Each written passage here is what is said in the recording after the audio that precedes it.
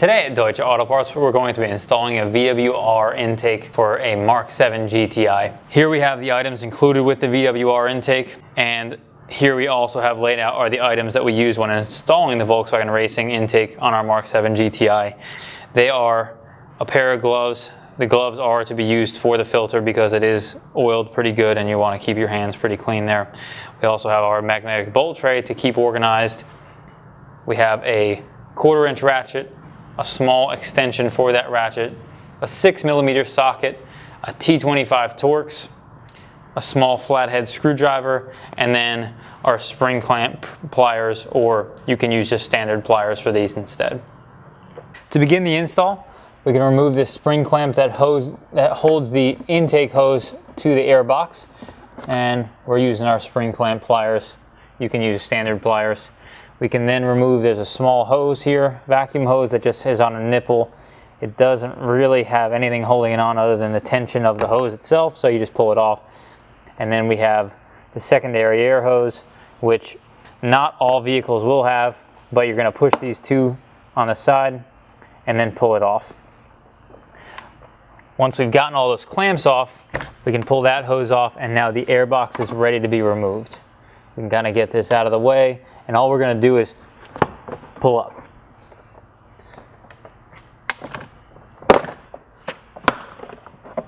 And we can pull our air box out of the way.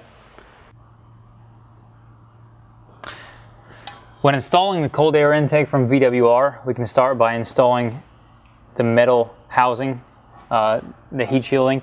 Now, this rubber grommet is to mount the housing in place here. This will come non-installed. You will need to install it yourself into the bracket itself.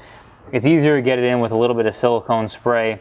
You are going to want to use something not WD-40 or petroleum based because it could potentially degrade the rubber. So we can start by installing it. We hook underneath this coolant hose. Make sure you're careful because there is a plastic nipple on the other end of this. And we push it in place, and it goes underneath this plastic housing right here, right on top of the radiator support. And then we can push it forward. And you do have to put pretty good tension on it to get it to pop over where this grommet goes in place, and then push down. Now we can reinstall our T25 that we used to remove the air duct that went across the front. We reuse that for the screw hole in the front here.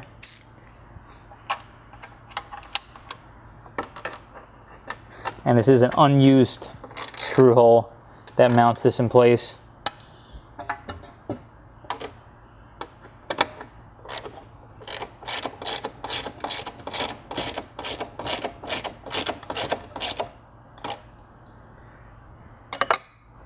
Now we can push this hose in place. As you see, there is a cutout on the housing for it. Now we're ready to install the pipe that mounts between the intake hose and the filter itself. So we can slide that in place, make sure you got a pretty good fit, and then we can install, there's this rubber hook hose that keeps the pipe mounted in place. And that's installed. Obviously you may want to straighten that out to make it look a little cleaner. And then we can pop this in place.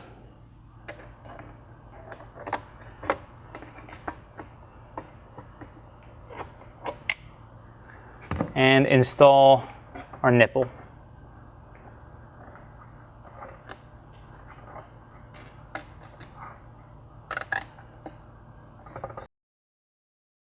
Now we're ready to install the filter. You are going to want to put gloves on for this, as this filter is oiled pretty good and your hands will get pretty nasty.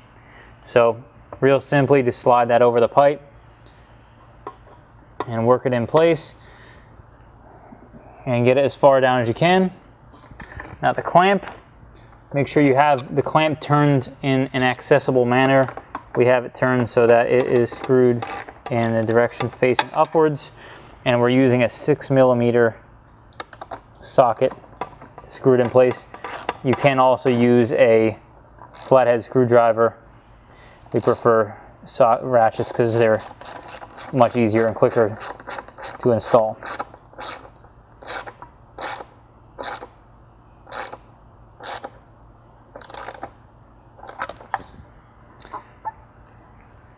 Now we're going to install our secondary air intake hose filter. This was not done during our original install because we didn't have the filter from VWR to do so, so we're going to be adding this in between. Now, first thing we want to do is make sure that after you install the heat shield that this is routed underneath and is free to move here. You can't route it on this side because it'll be stuck in between, and you don't want to get too low here because it will get involved with the shifter linkages. So now we're going to push it on. All it is a compression fit, but you want to make sure this is an oval shape and obviously this is round to fit on here. So you're going to have to kind of work it in there and maybe even squeeze the clamps a little bit. Now we're going to work this in place. Having a pocket screwdriver handy is helpful because this isn't a perfect circle. You can kind of work in the top and get it in place. And you can apply a little bit of pressure and get it under there. And you're probably going to want to get the bottom in there first, and then you can kind of push the top the rest of the way in. And there we go. And that's in place. We can then take our 14-inch zip tie and get it wrapped around this intercooler or pipe here. And got to make sure that obviously you're going to have enough space for the intake pipe that goes across here and so on. So this is probably a good place for it right here.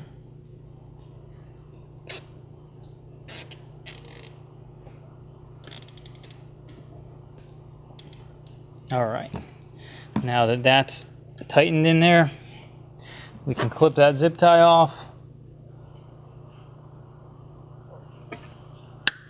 and finish the rest of our install.